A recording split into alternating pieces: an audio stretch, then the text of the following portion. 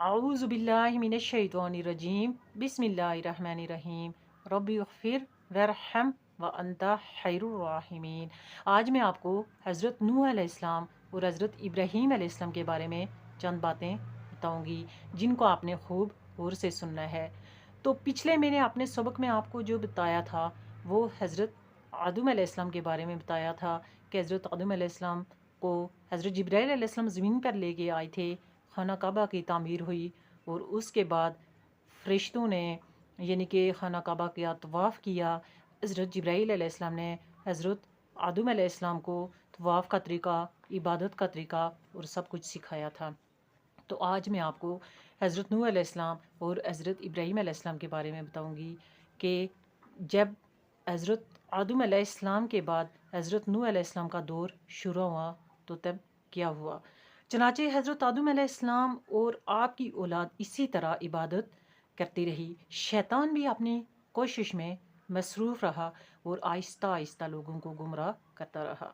मालिकुल मुल्क जो रब्बुल आलमीन है, जो इंसान की हर ज़रूरत पूरी फरमाता है, वह हिदायत की ज़रूरत भी पूरी फरमाता रहा। अपने रसूलों की जमात को कुतुब समावी देकर भेजता रहा और हिदायत देता रहा, यहाँ तक कि नूह अलैहिस्सलाम तशरीफ़ लाए और उन्होंने मखलूक को अल्लाह की तरफ मुतवज्जा किया जो गाफिल हो चुकी थी। नूह अलैहिस्सलाम की कौम ने इनकी बेइज्जत से इनकार किया, अल्लाह ताला की हस्ती से इनकार किया और इस तरह वो जालिम बनी। उन्होंने नूह अलैहिस्सलाम को बेशुमार अजियतें दी, यहाँ तक कि आप अलैहिस्सलाम को गले में रस्सी डालकर आप अलैहिस्सलाम को घसीटा गया और बेइंतहा मारा गया। नूह अलैहिस्सलाम ने तंग आकर इनके लिए बद्दुआ की। फिर तूफ़ान ने नूह आया और इस तूफ़ान नूह में इसी काबा शरीफ को फिर उठा लिया गया और बैतुल मामूर पर बना दिया गया, जिसके गिर्द फरिश्ते तवाफ़ करते थे, और इस जगह को दबा दिया गया। इसमें वो पत्थर जो आदम अलैहिस्सलाम जन्नत से लाए थे, जिसे अब हिजरे अस्वद भी कहा जाता है, इसे लेकर जिब्राईल अलैहिस्सलाम ने को अबू कबीस में दबा दिया। ज़माना गुजरता गया, अच्छाई और बुराई की जंग चलती रही, शैतान मखलूक को गुमराह करता रहा, अल्लाह ताला अपना रास्ता दिखाता रहा, यहाँ तक कि हज़रत इब्राहीम अलैहिस्सलाम की पैदाइश हुई। वो इंतहाई गुमराही का ज़माना था। इसी दौरान नमरूद इस दुनिया में बादशाह बन गया। वो दुनिया में पहला इंसान था कि जिसने खुदाई का दावा किया और लोगों से सजदे कराता था। सारी मखलूक बुतप्रस्ती में मुब्तला थी। हज़रत इब्राहीम अलैहिस्सलाम को बड़ी मुश्किलात से गुजरना पड़ा, क्योंकि वो वक्त ऐसा था कि सारी मखलूक जुल्म व गुमराही में गर्क थी। खुद हज़रत इब्राहीम अलैहिस्सलाम का वालिद बुतराश था। इसने जब बुत देकर हज़रत इब्राहीम अलैहिस्सलाम को बाज़ार में फ़रोख्त करने के लिए भेजा, हज़रत इब्राहीम अलैहिस्सलाम ने इन बुतों को टखनों से बांधकर घसीटा और बाज़ार में कहा कि है कोई बेवकूफ़ जो इन बेजान चीज़ों को अपना खुदा बनाएगा। इसी तरह हज़रत इब्राहीम अलैहिस्सलाम का वालिद, रिश्तेदार, कौम, हत्ता के बादशाह भी आप अलैहिस्सलाम का दुश्मन हो गए। नमरूद ने हज़रत इब्राहीम अलैहिस्सलाम को अपने सामने बुलाकर कहा कि तुम क्या चाहते हो, तुम क्यों बुतों की बेइज्जती करते हो।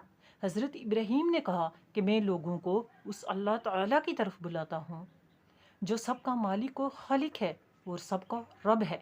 नमरूद ने कहा कि रब तो मैं हूँ, मैं सबको पालता हूँ। हज़रत इब्राहीम ने कहा नहीं, रब वो है जो मारता है और ज़िंदा करता है। नमरूद ने एक शख्स जो सामने खड़ा था उसकी गर्दन उड़ा देने का हुक्म दिया।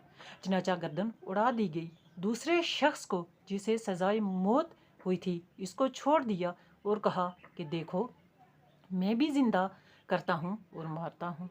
हज़रत इब्राहीम अलैहिस्सलाम ने कहा कि मेरा रब तो सूरज को मशरक़ से तुलू करता है और मगरिब में गुरूब करता है।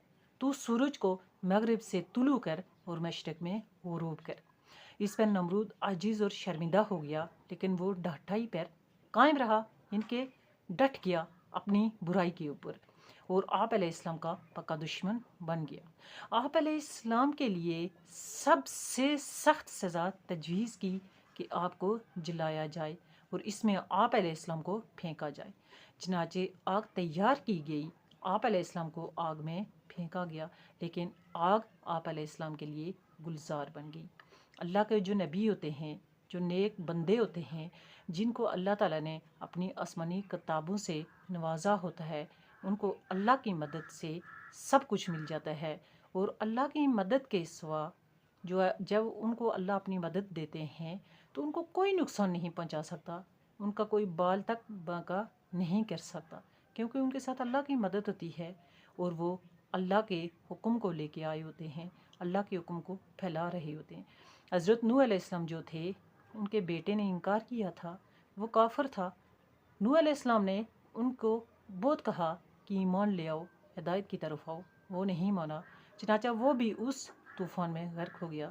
اور حضرت ابراہیم علیہ السلام اپنے والد کو سمجھاتے رہے، اپنے خاندان والوں کو، اپنی قوم کو، لیکن کسی نے ان کی نہیں مانی۔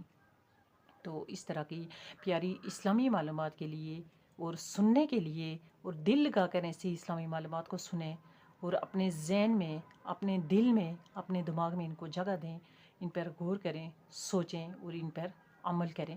ایسی پیاری اسلامی معلومات کے لیے میرے اس اسلامی چینل کو سبسکرائب کر لیں، تاکہ میری آنے والی جتنی بھی اس طرح کی اسلامی معلومات ہوتی ہیں وہ آپ تک پہنچتی رہیں، آپ ایسی معلومات کو آگے پہنچائیں، صدقہ جاریہ کا ثواب حاصل کریں، دین و ایمان میں اپنا حصہ ڈالیں اور ثواب بھی حاصل کریں اور دین و ایمان میں اپنا حصہ بھی ڈالیں۔ السلام علیکم ورحمۃ اللہ وبرکاتہ و مغفرتہ۔